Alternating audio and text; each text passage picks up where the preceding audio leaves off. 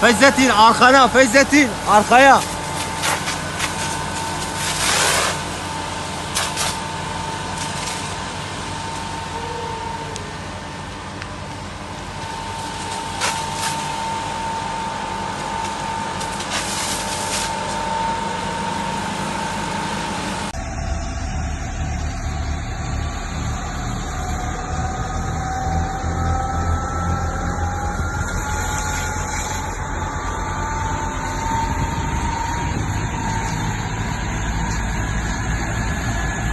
Dale.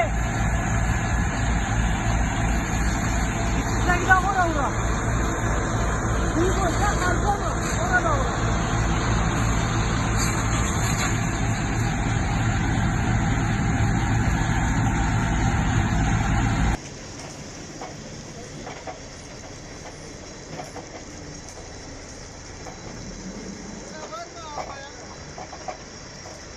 Adem abi.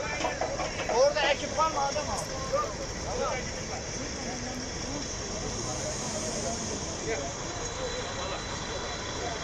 Tamam. Öbür taraf çalışan var mı? Dur açık açık. Aracı var bu tarafta aracı. Al. Abi bak. Sizler için.